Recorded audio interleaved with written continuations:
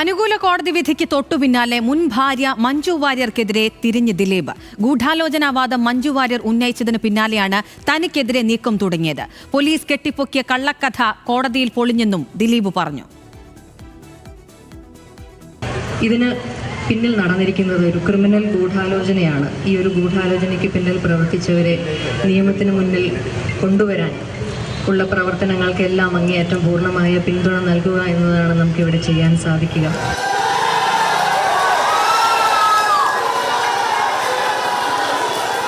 നടി ആക്രമിച്ച കേസിൽ കുറ്റവിമുക്തനായി ആരവാരവത്തോടെ പുറത്തിറങ്ങിയ ദിലീപ് ആദ്യം ആഞ്ഞടിച്ചത് മുൻ ഭാര്യ മഞ്ജു വാര്യരുടെ ഈ വാക്കുകൾക്കെതിരെയാണ്. ദൈവത്തിന് നന്ദി എന്ന ഒന്നാം വാചകത്തിന് പിന്നാലെ തന്നെ ദിലീപ് മഞ്ജു വാര്യർക്കെതിരെ തിരിഞ്ഞു. തനിക്കെതിരായി നടന്ന ക്രിമിനൽ ഗൂഢാലോചനയിൽ ഉന്നത പോലീസ് ഉദ്യോഗസ്ഥയും ചില മാധ്യമങ്ങളും പങ്കാളിയായി എന്ന് ദിലീപ് ആരോപിച്ചു. സർവശക്തനായ ദൈവത്തിന് ആദ്യം തന്നെ നന്ദി പറയണു.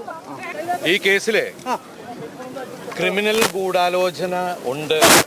ആ ക്രിമിനൽ ഗൂഢാലോചന അന്വേഷിക്കണമെന്ന് മഞ്ജു പറഞ്ഞിടത്തുനിന്നാണ് എനിക്കെതിരെയുള്ള ഗൂഢാലോചന ആരംഭിച്ചത്. അതിന് അന്നത്തെ ഉയർന്ന ഒരു മേലുദ്യോഗസ്ഥയും അവര് തെരഞ്ഞെടുത്ത ഒരു സംഘം ക്രിമിനൽ പോലീസുകാരും ചേർന്ന് ആണ് ഇങ്ങനൊരു നടപടി ഉണ്ടാക്കിയത്. യഥാർത്ഥ ഗൂഢാലോചന എന്ന് പറയുന്നത് എന്നെ പ്രതിയാക്കാനാണ്. സമൂഹത്തിൽ എന്റെ കരിയർ, എന്റെ ഇമേജ്, എന്റെ ജീവിതം നശിപ്പിക്കാൻ വേണ്ടി ചെയ്തതാണ്. പോലീസ് ഉണ്ടാക്കിയ കള്ളക്കഥ ഇന്ന് കോടതിയിൽ പൊളിഞ്ഞു വീണെന്ന് ദിലീപ് പറഞ്ഞു. കൂടെ നിന്നവർക്കെല്ലാം ദിലീപ് നന്ദി അറിയിച്ചു. എനിക്ക് വേണ്ടി കാണാത്ത കേൾക്കാത്ത ആളുകൾ ഒരുപാട് പേര്, കോടിക്കണക്കിന് ആൾക്കാർ എനിക്ക് വേണ്ടി പ്രാർത്ഥിച്ചിട്ടുണ്ട്. അവരോടൊക്കെ ഞാൻ ആത്മാർത്ഥമായിട്ടുള്ള നന്ദി പറയുകയാണ്.